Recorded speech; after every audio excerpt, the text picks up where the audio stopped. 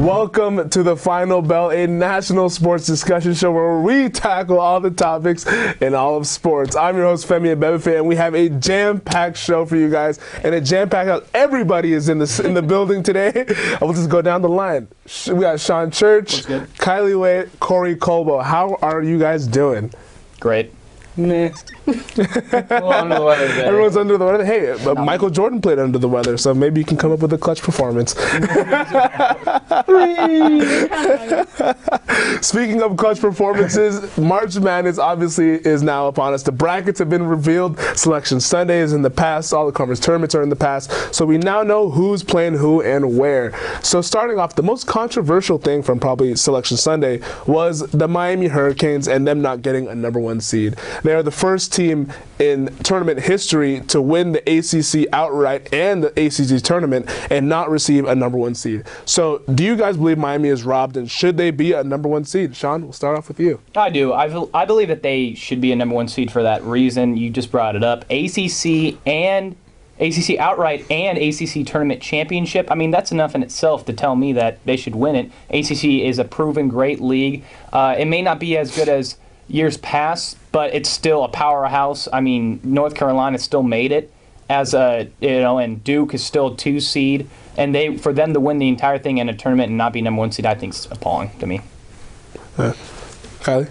You know, I have some questions about Miami. I really like them. I like their defense. If you like defense, you got to like Miami, and I love defense.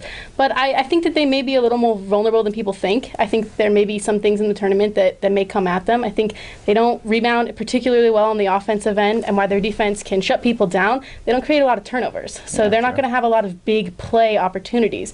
However, like you said, if you win the ACC, that's enough. That's enough right there. They should have been a #1 seed. I agree with all of you. I think, if anyone, I think Gonzaga probably shouldn't have been a #1.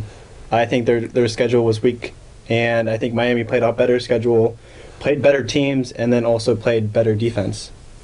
Okay, so you think that you would take Gonzaga off. Who would you guys take off of the #1 line if you'd put Miami on? I think I'd take off Kansas. I mean, I know Kansas did really well at the end of the year, but when was the last time you saw a #1 seed lose 3 games in the middle of a season and still become a #1 seed? So I'd say Kansas.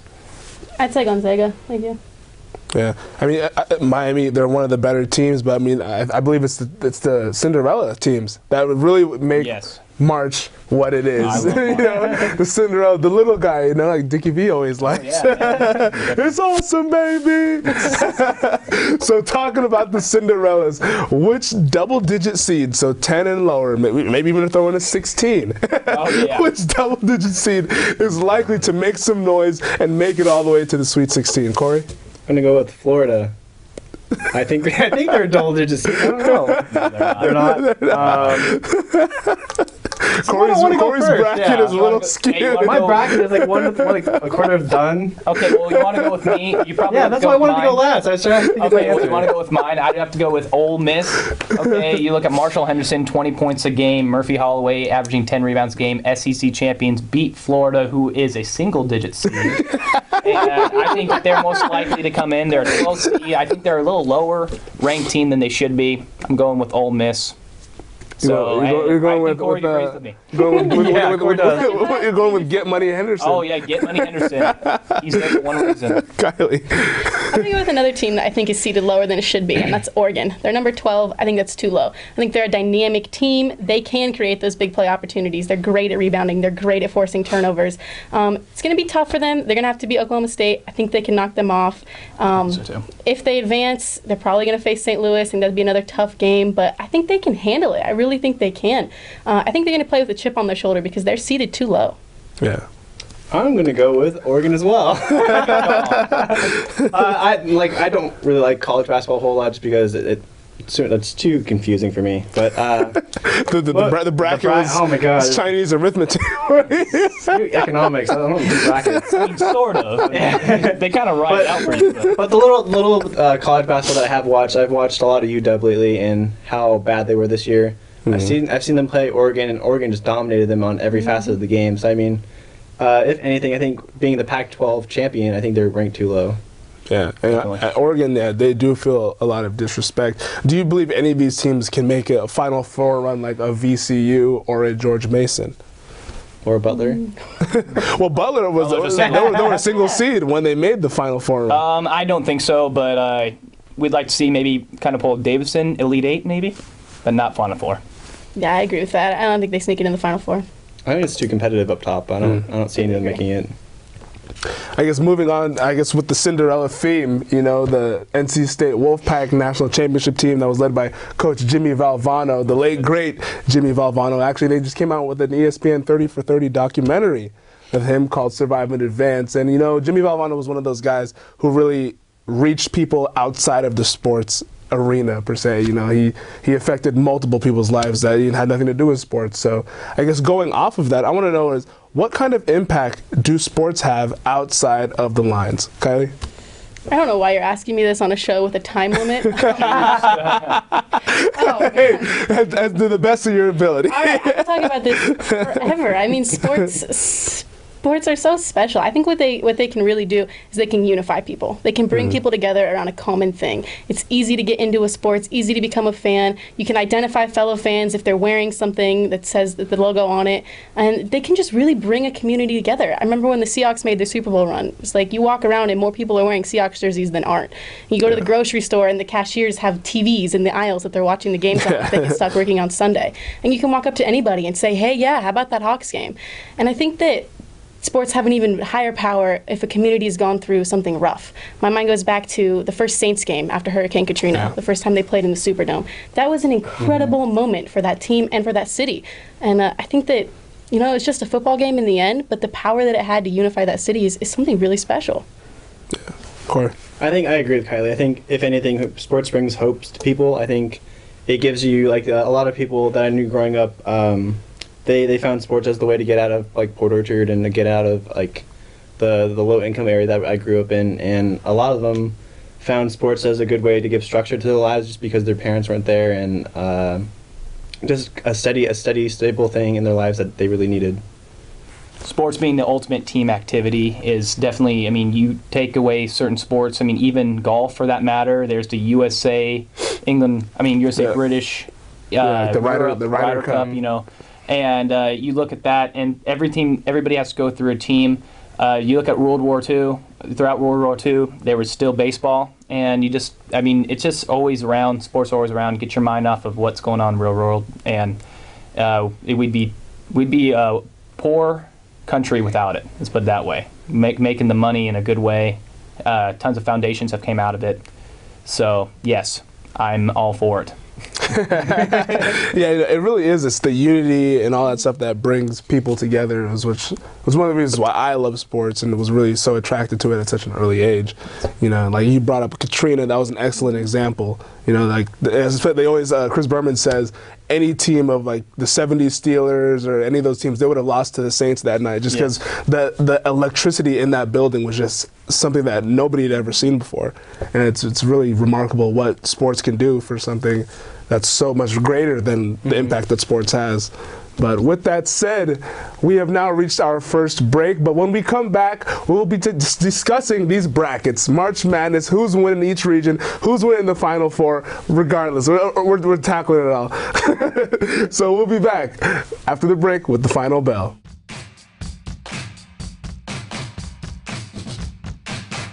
Welcome back to the final bell, and now that we've gotten the other topics out of the way, let's break into why people are watching. They want to know who's going to win each region and who ultimately will win it all. So let's start off with the Midwest region. Some believe it is the toughest region. The #1 overall seed in Louisville is in that region. Other teams like Michigan State, led by Tom Izzo, Duke with Coach K. You know, there's a lot of teams that have a lot of stature right there. So let's see who's going to win it. Sean, let's start off with you. Oh, I'd have to say Duke is going to win the Midwest region. Now, people are like, oh, Duke's inconsistent. Who's not inconsistent nowadays in college basketball? I would just have to go with outright talent. I mean, yes, they didn't make it. They didn't win the ACC tournament like people thought they would. Miami ended up winning it. Miami's on the whole other side of the bracket. They're the only ones that I feel can actually get them in their, you know, could maybe beat them when they're in their prime. Ryan Kelly coming back, huge for Duke. I mean, he came back the game that they played Miami. Mm-hmm. I mean, Mason Plumlee and Seth Curry, their senior seasons, they want to go out champions, and I think Duke's going to come out of it with a winner. Blue Devil power. Winner, winner, chicken dinner. Kylie. Well, it is a really tough region, like you were saying, and I really could see a ton of teams coming out of it, Duke being one of them. But I'm going to go with Louisville. I think they're the #1 overall seed for a reason. I love watching them play. I love them. I love them. Oh, man. I think they're great. That's a commitment. Yeah, I'm going to go Louisville. I like them a lot. That's a good call. They play tough defense. They're a tough team. They've They been playing do, really yeah. well lately. I think that they are built to withstand some of the ebb and flow of the tournament. They can find their way back into games because they do a lot of things. They're dynamic playmakers. It is a tough region, but I think they can make it out of it. I have to agree with Sean. I think Coach K is the best coach in the NCAA. No matter what team he has, he will coach them up to do as good a job as possible. There are teams like last year where they struggled, but Austin is gone, so we're all good. Yeah. But yeah, I think Duke for sure. Yeah, I mean, forget. I guess in your guys' defense, Duke is 18-1 with Ryan Kelly in Yes. the lineup, but we did see them go down to a 15 seed last year. Oh, that's a Any fluke. chance of an upset on Duke? Did you see any potential teams that they might lose to? The thing about an upset is you don't see it happen. Not a lot. I mean, teams like Kansas and Georgetown in the past have done that. Have lost multiple times to double-digit seeds. I can't see a Duke team doing that, honestly. With just like Corey said, with a Coach K coach team, that just won't happen. Last year was a fluke. If anyone, it's probably Louisville, just because of what Kylie said. I think they're easily the best two teams, I think, in the tournament. Yeah. All right, I guess moving on to the East region, which is headlined by Indiana and Miami, teams we talked about in the last topic. So let's just go right into it. Kylie, who do you think is going to win the East? You guys already know I like Indiana. She's an Oladipo fan. We can talk about it again. They have a great offense. They have Oladipo, like we talked about. Also, Cody Zeller. He's very dynamic.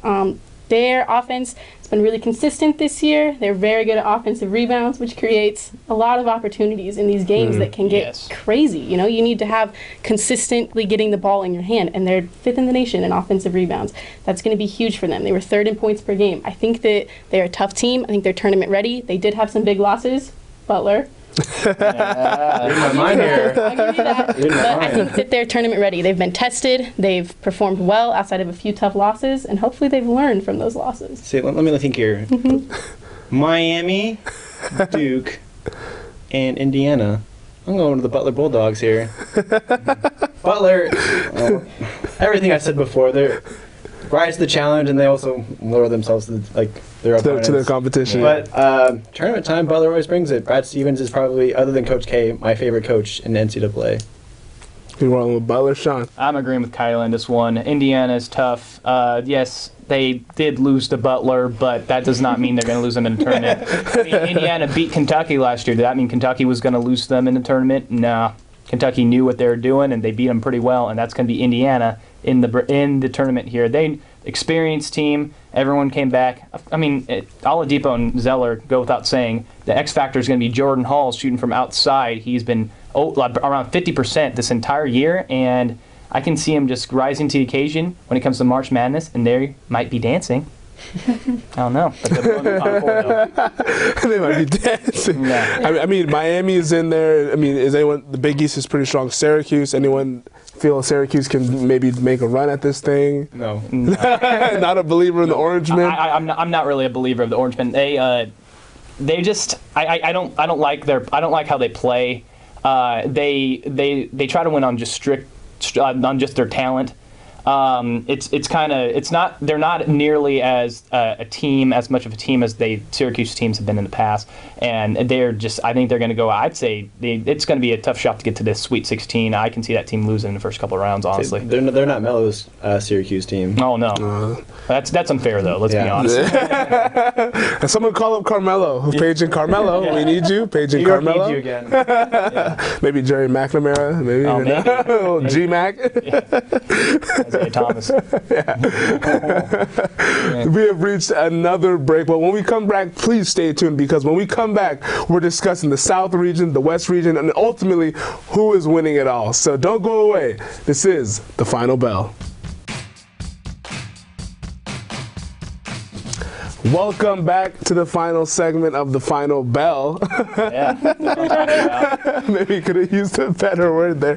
But it is the best for last. And now we are tackling the South region of the NCAA tournament bracket. So, I mean, let's just start off. Sean, who do you think is going to win the South region? I'm going with the Hoyas. 2 words, Otto Porter.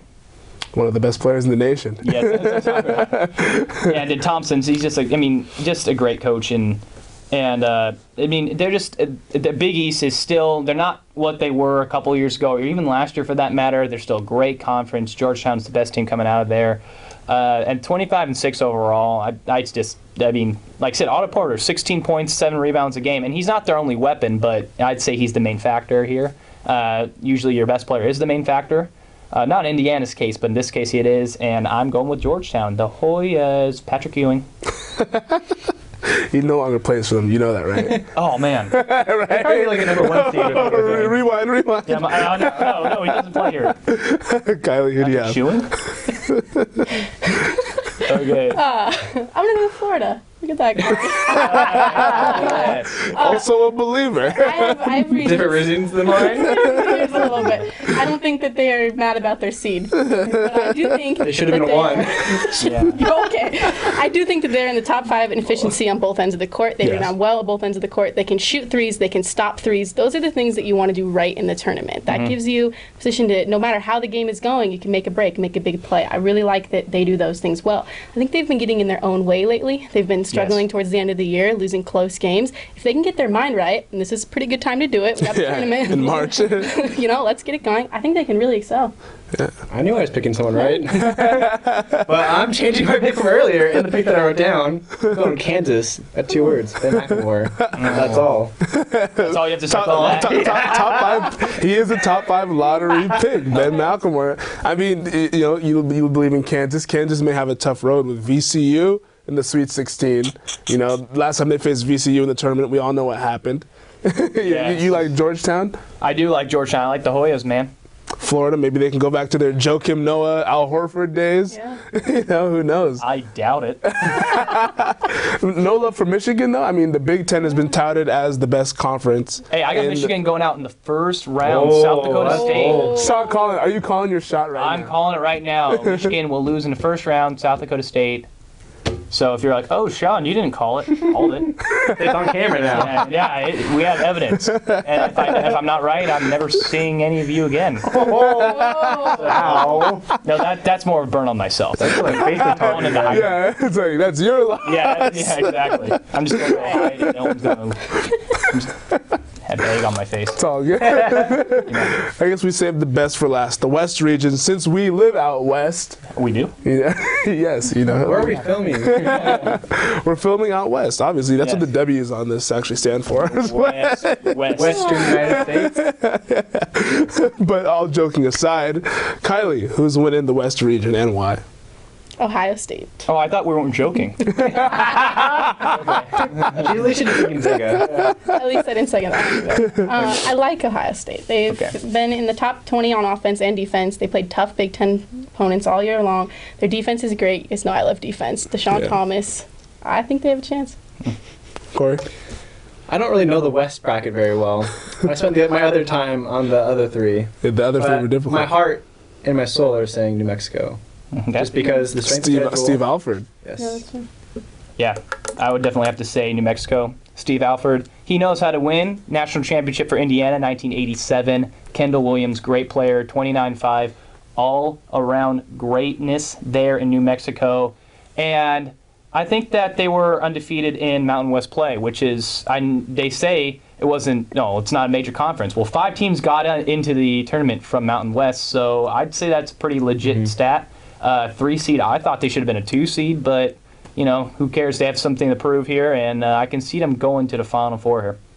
Now, all 3 of you overlooked Gonzaga, the number 1 seed in this conference. I mean, we talked a little bit about Gonzaga in the first segment. So, I mean, ultimately, how far do you think Gonzaga will go in the tournament? They're going to lose to Southern. I don't think they're making it out of the first round. You got them out in the first round. That will be a historic upset. Gonzaga's a joke. I mean, like, speaking like a team with egg on their face, I mean, like, Gonzaga, I can't even understand how they're number 1. I mean, they lost to Butler, first off. Butler should be number 1. But other than that, little bias, I mean, are you the secret PR guy for Butler? I go to Butler University. He's undercover right now. Yeah, undercover. My sweatshirt. I mean, I honestly, I do have respect for Gonzaga. I just think that New Mexico's a little bit of a better team. They're playing better right now. Gonzaga's going to make it to the Elite Eight and lose to New Mexico, so they're going to make it far. I do think that they should have got the number 1 seed, but that doesn't mean that I think that they're maybe going to beat New Mexico. They got the number 1 seed. They proved that they got it. They were undefeated, 31-2. Strength of schedule makes sort of weak, but in college basketball, especially in this year, you have to give them the number 1 seed. I mean, I bet you every other year you wouldn't, but this year you have to. But that being said, they make it to the Elite Eight. I see Elite Eight as well. Yeah, it'll be interesting to see how far they go. They've had a good season. I mean, only 2 losses, so we'll see if they can get to Atlanta. But now, speaking of the teams who are in Atlanta, recap real quick. Who's in your Final Four? Ooh, I would have to say New Mexico, Duke, Georgetown, and Indiana. And then your Final Four? I had Florida, Ohio State, Indiana, and Louisville. And Corey? I had Butler, Kansas, Duke, and New Mexico. So we got our Final Fours out there. Now, ultimately, the biggest question, who will be cutting down the nets on April 8th in Atlanta? Sean? Indiana. Just too much power, too much experience. They were really close last year. Like I said, Kentucky did handle them, but they were really close last year to winning, and they just let it go at the very end. I can't see them messing up this year. Again, they're just like Duke, inconsistent, but I'll make a point that I did. I don't mean to be redundant. Every team is inconsistent. Even Gonzaga, for that matter, who only has 2 losses, still inconsistent. I say Indiana's going to win, and I will say it again, Jordan Hall's X Factor. He's going to hit 5 threes in every game. No, I'm just kidding. Kylie? I said Indiana last week. I'm sticking with Indiana. Courage of her convictions. Good call. That's what I'm talking about. You're going with the Butler Bulldogs. Hey, Gordon Hayward was not on the team. Don't bring that up. There's no more Gordon You should not Hayward, allow no that. more Shelvin Mack. No. Sheldon Mack shouldn't have let that in. So pretty story of much. Butler. So what I'm hearing is that all 3 of you are running for governor in the state of Indiana. Yeah. Is that correct? That is true. I love Hoosiers better than anybody else, but we're talking with the powerhouse Indiana. Not Indiana State, not Butler, Indiana. I say Indiana State just because of Larry Bird and their player. Yeah, Larry Bird's not walking through that door. No, he's not. Neither is Larry Robert Bird. Parrish. Yeah. Robert Parrish is not walking through that door. No, he's not. Kevin McHale is not. No, That's a little Rick Pitino if you didn't know. Yes. Head coach of Louisville. Yeah, Rocchino. Who do you have going winning everything? I have Indiana as well. That's You what know, I'm talking I like Indiana a lot. They have inside-outside game, a lot of experience. They played really well on the road and in big games this season. Yes. I really like that aspect of them, and I got to go with Indiana. They're Tom Crean, he's a brother-in-law to the Harbaughs. They were both in the Super Bowl, so Yep. I feel like they have some sort of winning formula going on in that family. Or something? That might be the case. But ultimately, they'll be in Atlanta cutting down the nets. And with that said, that has brought us to our conclusion of The Final Bell, the last episode of The Final Bell. Any last remarks, comments, thoughts? Butler's going to win the national championship. Kyle's like, who is this fool?